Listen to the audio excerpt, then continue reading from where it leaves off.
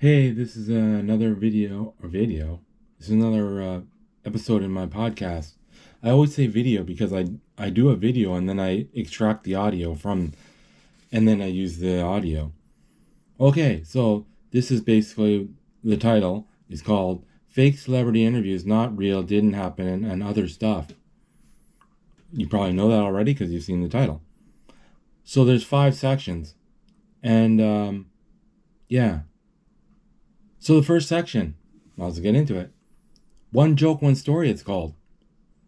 I tell a joke, and it's just a joke I make up. Like, I don't rate it as a good or bad. If I thought of it, then it's going in. I'm going to do it. And that's that. That's that. And then one story. The funny thing about one story is when I did a show at the Toronto Fringe Festival, and I did a show called Stupid is Good. And what I did was I had 2 sections, and I had a section where I told stories about my life, and that's the story I'm going to do now. I have like a binder full of these stories I wrote. They're just like 3 or 4 sentences, and then they're stories about my life. There's things I learned or things I find funny or something like that. Okay, let's get started. Okay, first is the joke. Okay, let me think what the joke was. I can't think what my joke was going to be. Oh, man. Okay, let me look it up.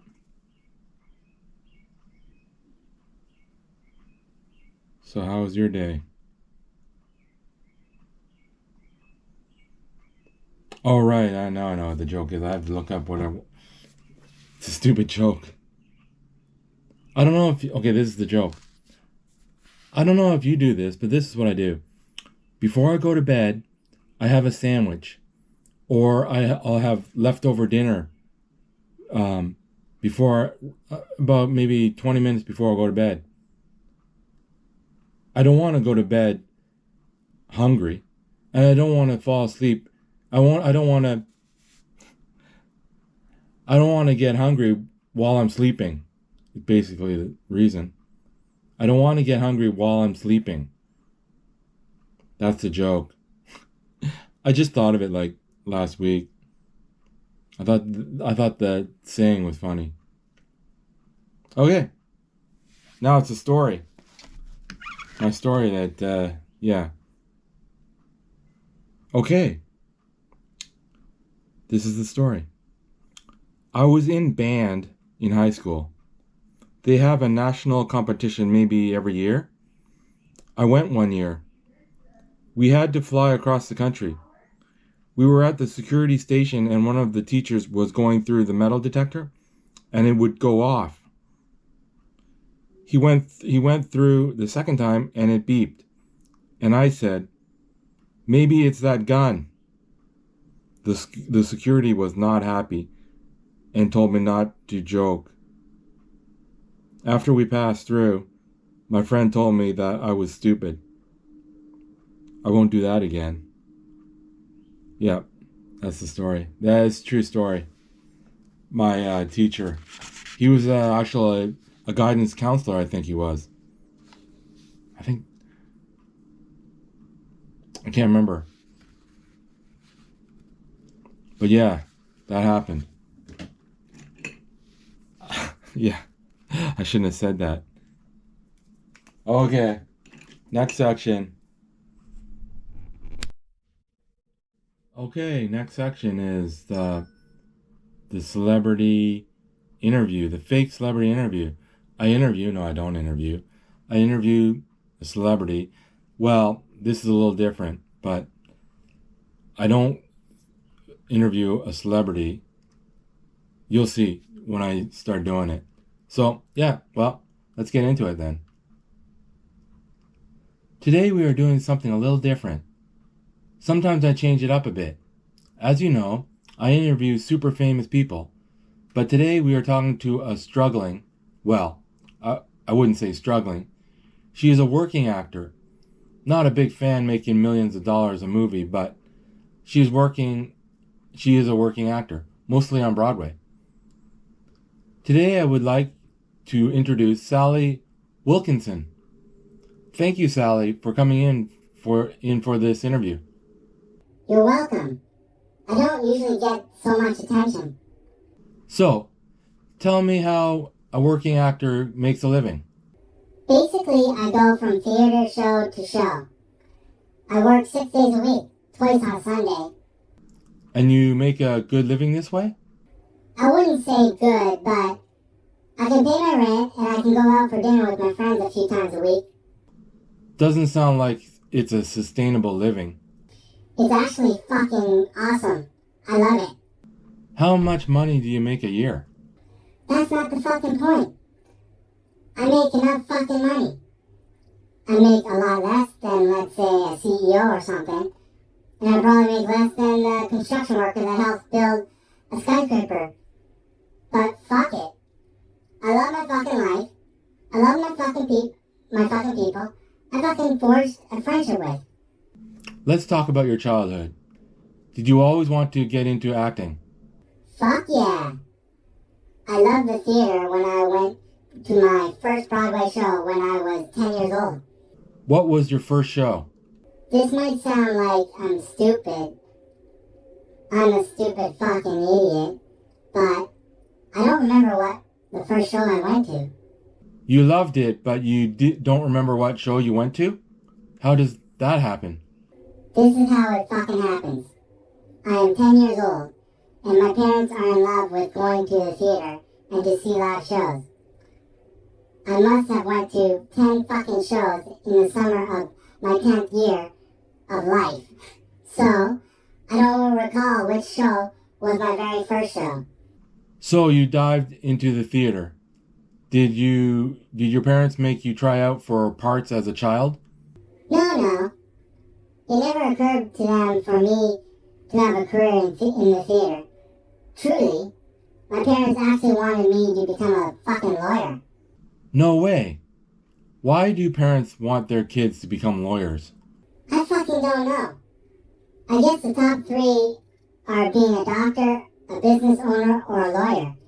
And I guess my parents think lawyer is the most attainable. When did you tell your parents you didn't want to be a lawyer and wanted to be an actor? I fucking told them the first year of high school. I told them they were a little disappointed, but not overly. Your parents just think the actor's life is not a stable way to live. True. They are looking out for me. So you started to go on auditions? No. What did you do then? I just tailored my high school classes towards an acting career. I took drama class. Every year I tried out for the school play. I took music lessons for some stupid fucking reason. Why is that stupid? It's not really. I had to learn an instrument, but I was really only in the class for the vocal section. How does that work? Well, most of the time in music class, you play an instrument like the saxophone or the flute, but for 1 month of every semester, a select few get to take singing lessons. I wanted to practice and get training as a singer. You know this old saying, actors need to be a triple threat, acting, dancing, and singing. Have you had to sing in the theater? I had a small role in a musical where I sang. I am so fucking glad I took some real vocal lessons. I usually sing in the back with a group. So, you didn't audition for parts during your high school years? Nope. I love to learn, and I was learning. Day after day I would learn. I didn't just take acting and drama classes in high school. I took improv class outside of school. How did you like that? I fucking loved it. It was in a university classroom. There was a bunch of college kids and one high school kid, me. I had the fucking time of my life. You love everything about acting? Fuck yeah. That's what gets you through the hard times. Fuck yeah. Funny thing, when you love something the amount I love acting, there are no hard times. I can't believe you never went through hard times. Not yet, at least. There wasn't a time where you were not getting acting parts? Yeah, sure. I went a whole year without landing a single role. I would call that hard times, wouldn't you? No. You know what I did that year? What? I took fucking classes. I went to the best acting coach in the city. I signed up for whatever she was teaching. It was the best fucking year of my life. Okay, so you didn't audition in high school. I assumed right after high school you started off your career. No. Wait, what? Why not? I still had things to learn. I think you were scared. I wasn't fucking scared. Why would I be scared? You are scared to start your career. What happened if you failed, or you find out you are not good enough? Maybe. Or maybe I didn't want to start my career doing roles where I am a teenager. Look at me. People can't see my face, but I'll tell you now. I'm over 30 years old, and I still look like I'm 21 years old. When I finished high school, I looked like I was 15 years old. I didn't fucking want to be disrespected by the look on my face. That makes a lot of sense. That is high thinking. Thank you. So you didn't start your career out of high school. What did you do? I went to college. Really? What did you take? Stupid. I took drama and acting diploma. I was still taking improv classes and I took some vocal classes. For God's sakes, aren't you going to start your career? Stop learning. Start doing. Yes. After I got my drama diploma, I started my career. What is your favorite show you were a part of? My favorite show I would probably say would be The Lion King. That was fucking great. That was a great show. Did you get a lead part? No. I played a giraffe in the background. Oh, I would have thought your favorite show you were in would be a starring role, or at least something major. You would think that, wouldn't you? But I love being a giraffe. When in your lifetime are you going to pretend to be a giraffe? That was fucking awesome. I played a rogue. I played a street kid. And I played a shop goer. And I played a fucking giraffe. Remember when they tried to get more audience in seats, they hired screen actors in shows? Remember that? Yeah. It didn't fucking work. The biggest names I can remember is that Tom Hanks and Al Pacino starred on Broadway. Yeah. It was a hard try. Remember when they tried to get more audience members when they created the theatrical release of Spider-Man? Of course, I remember that. I was in that production. Really? How'd that turn out? Did you see any other Marvel shows? No. The reviews were awful, and the seats were empty. You were in it? Yeah. I played a worried onlooker. You really don't get good roles, do you? I'm in there.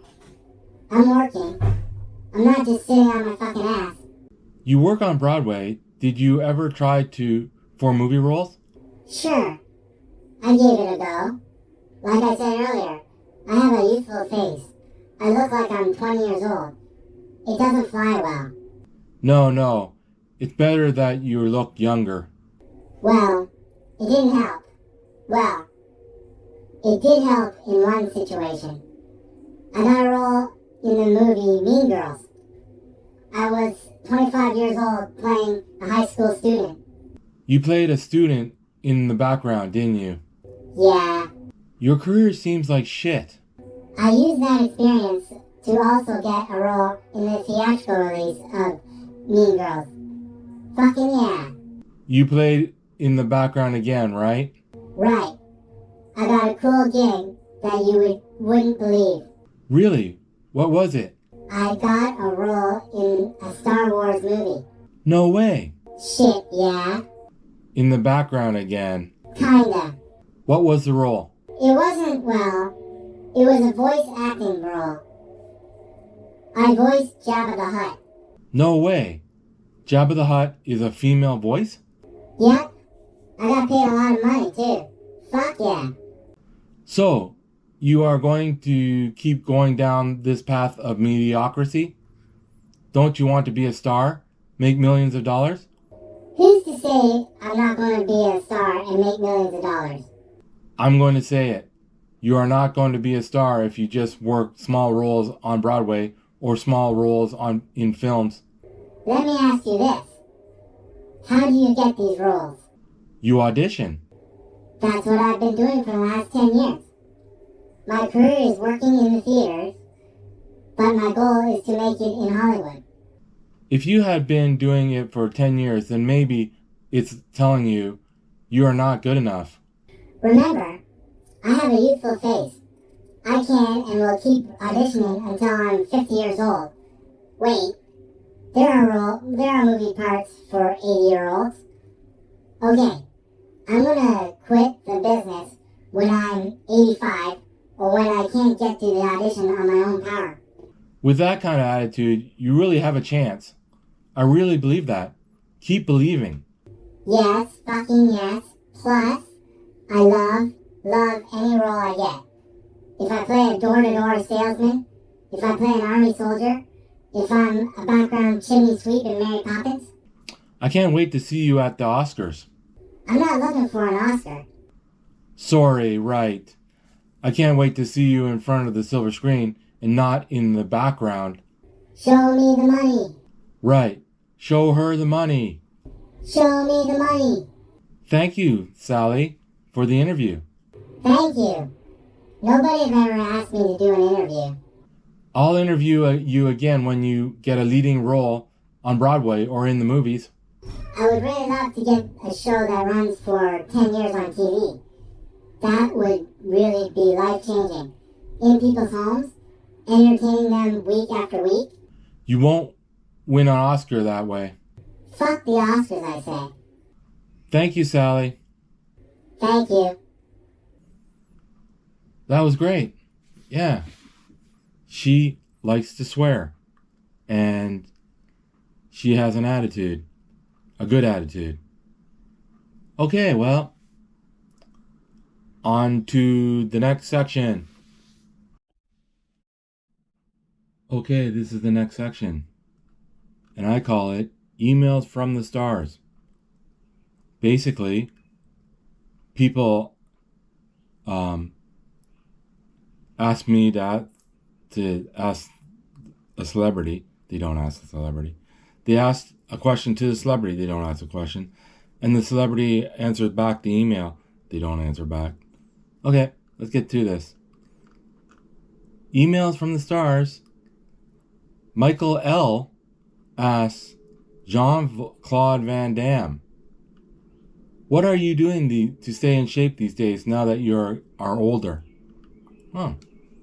Okay, this is Jean-Claude Van Damme answers. Thank you, Michael. I'm getting older, that's for sure. I keep in shape by doing martial arts. People think martial arts is just for fighting and learning to fight. That is not true. It's a lifelong pursuit. Getting old just reminds me that I need to stay vigilant on my fitness. It's hard though. I live in the Los Angeles area. I go to my favorite shop every other day. I get a coffee and a donut. Your American donuts are so addictive. I eat them all the time, sometimes 2 a day. I'm from Belgium, and there they make some nice pastries, but nothing like the American donut, to be totally honest. I sometimes go to Krispy Kreme donut shop, and I eat a half dozen of their regular donuts. That is really my only indulgent. I think I deserve it because I work out. I don't get a belly from them, American donuts. The best or the worst thing about America. American donuts. Okay, so that's Jean-Claude Van Damme. I usually do 2, and I have another one. Let me set it up. Okay, we have another email. We don't have another email. From the celebrity. It's not from the celebrity. Okay, Gail H. asks Serena Williams, what have you been up to since your retirement from tennis? Okay, this is our answer. Thank you, Gail. What am I doing now that I'm retired? For your information, I'm not sitting on my ass. I spelled that wrong. I conquered tennis. Now I'm going to conquer golf. My goal is to win all the major tournaments in golf. I've learned a lot in becoming the best woman tennis player. Now I'm going to use those skills to golfing. I'm on the course 6 days a week. I'm at the driving range 4 days a week. And I'm doing video analysis every day of the week. I have 2 coaches that I rely on. They are the very best. I'm close. The only hurdle I have to fix is that I'm not consistent with my play. One day I can score 5 or 6 under par, but the very next day, I will shoot 10 over par. One day I can hit 13 out of 15 fairways, and then the next day I'm driving the ball into the trees or out of bounds. My putting is my only savior. I can putt out of this world. If I can bring it all together, then watch out. This is my new passion. I'm a competitor. I can't turn it off. Golf is the perfect challenge. It's me against the course. I don't have to team up with someone else's deficiencies. That is the way it is with tennis too. It's all me. Oh. So she's working hard. Okay, I do too. That is all with the emails from the stars. Okay. Next section.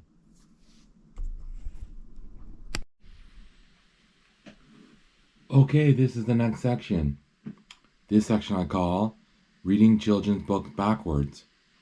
And basically I get a children's book from the library, and I read from the back to the front. And it's basic stuff. Okay, so they have a lot of stuff on this back here. There's like a dinosaur. And it says here, do manners matter? Yes. Come along for a fun romp as a playful, naughty dinosaur. In this book, learn that good manners help us show love and respect to our family and friends. Okay, that's what it says on the back. So I'm starting from the back, right? Okay, here we go. Good manners galore, my polite dinosaur. And he's wiping his mouth with a napkin. And there's 2 adults, a man and a woman, and the huge dinosaur, a yellow dinosaur, and they're eating at the table. Okay, here we go. And after each gift, our favors been done, each one says politely, thanks everyone. And there's a dinosaur has presents. It's like his birthday or something. There's 3 little kids with party hats on, and there's 2 adults with a chocolate cake with candles on it. Okay. And then the next page, he gives baby brother a big piggyback ride, and it says he and his friends all take turns down the slide. It rhymes backwards. It still rhymes. So there's these kids playing on the slide, And this one boy is on the back of the dinosaur, and they're running. They share all the books, and they never slam doors. There's dinosaur books. The dinosaur's in the not a library, just in a section where there's a lot of books on the shelves. And he has 2 dinosaur books, and he's sharing it with one of his children. His children. It looks like a children.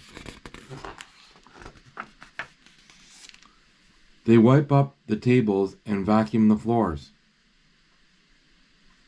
And then it shows the dinosaur vacuuming and dusting. He has a feather duster and a vacuum cleaner machine. And the parents there. There's 2 parents. Okay. I'll help you. I'll help when you're hurt. What the heck?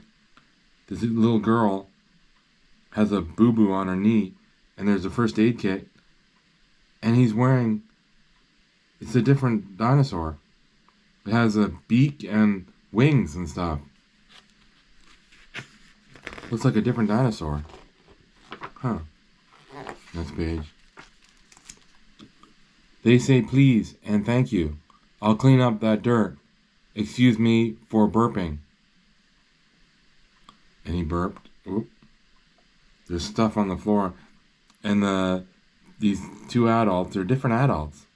They're telling him they have a mop and he has a bucket. The dinosaur, he has his feet are all dirty.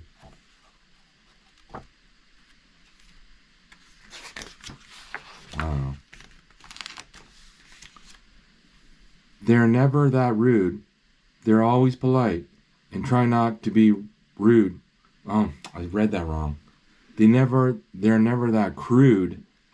They're always polite and try not to be rude. No dinosaur, don't. And the parent. These adults are going out the door in well dressed. She's wearing a dress with a purse, and he's wearing a suit. And he's pointing out, they're going out the door.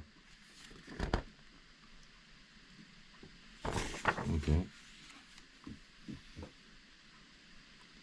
Does she sassily say, I'm inventing new mud?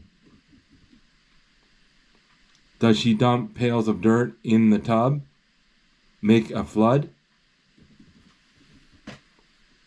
That's in reverse there. And the dinosaur's making mud, basically, in the tub. And the parents, these adults, are like, no. They're all surprised. And they're like, no. Does he bully his friends? Push them off the big slide? Does he tell baby brother, no piggyback ride? Oh, he's being mean now. He's being polite earlier. Now he's being mean. But if you read it from front to back, he was being mean and impolite, and then he becomes polite. The kids are there on the school yard, and he's not doing anything with them. Okay. Does she yell and toss books off the library shelf, then grab all the dinosaur books for herself? Now it was a library. It's a room with all these books on the shelves. I didn't know it was a library. I thought it was at a house. And he's running and he's taking all the books for himself. All the dinosaur books. For herself, sorry. It's a girl. It's a girl dinosaur. Okay. Does a dinosaur know what the word please is for? And there's a teacher that says please, and they're asking, I guess the teacher is asking what please means. And the little kids in this, he's like, I don't know. And the other kids are raising their hands like, I know. And then here we go. Does he shout, I hate meatloaf, while slamming the door? And there's a parent with meatloaf, and he's like, yeesh. He's looking sad. Kind of angry and sad. And there's a wife or a woman at the dinner table. Does she spit out her broccoli onto the floor? That's the rhyme from the page before. And it shows a dinosaur at the table, and the woman has an apron on, and she's has like a muffin tin or food, or a dish of food, and he's spitting out his broccoli onto the floor. And there's a husband, a man, he's at the table drinking a glass of water, it looks like, and a plate of food. What if a dinosaur wouldn't be polite? Maybe burps at the table and starts a food fight. And he's throwing food. He's sitting on a chair that can barely hold him. And he's throwing food at these woman and a man. It's always a woman and a man at the table. It's always different women and men. And he's throwing like food, at them. He misses. He goes, oh, that's it. For my grandkids who are tired of my lectures on manners, JY, I guess JY is the writer, to Lullabelle, MT. I guess that's the illustrator. Lullabelle. That's that. It's ended weird because, anyways. Jane Yolen. How do dinosaurs show good manners? Illustrated by Mark Teague.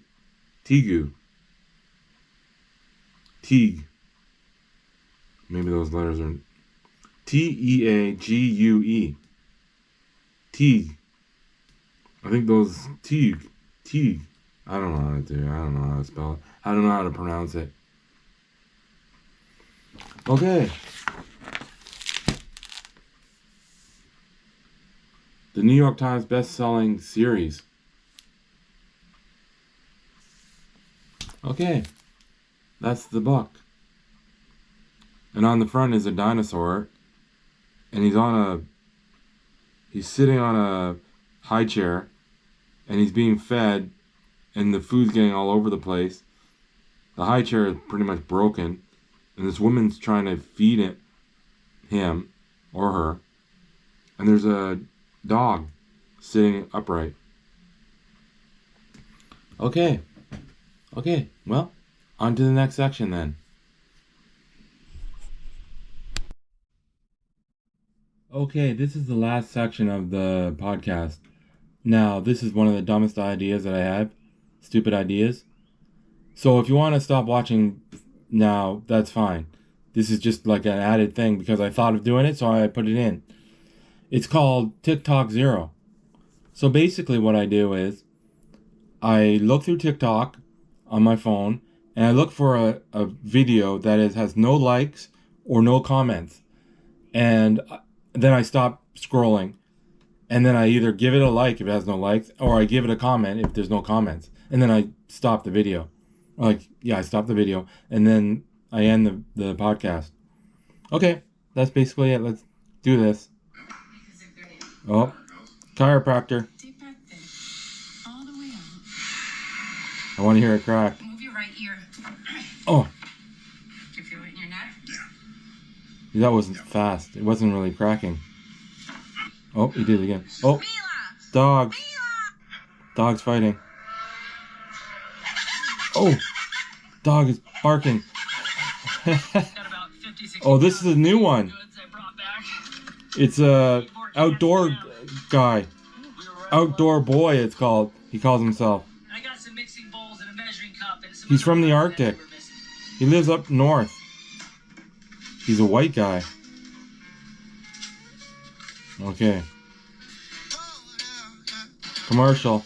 The Caitlin Clark drama Caitlin is Clark. nowhere near as crazy as this storyline. Caitlin Clark is totally. Smith and Diana Taurasi had to be separated after going at it on the bench in their third season together. There was a lot of drama surrounding Sky. Okay, move on. Oh, here we go. We're finished. Usually pretty fast. make 750. 5 likes and no comments. Most proud of him, maybe next to Mauro Arturi and his wife, maybe himself, but I'm probably the next in line for being the most proud of him.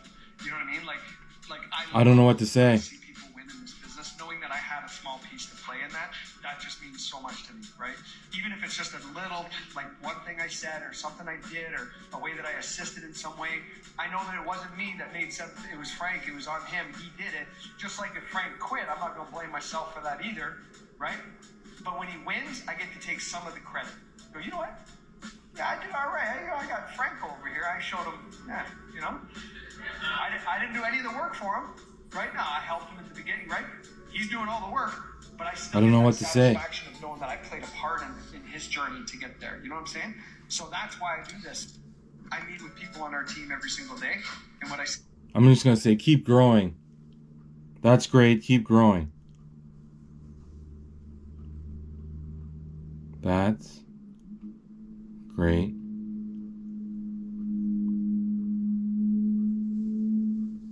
Whoops.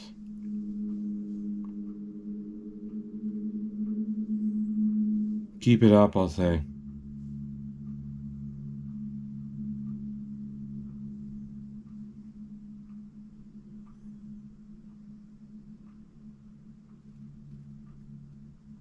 I'll put little emojis.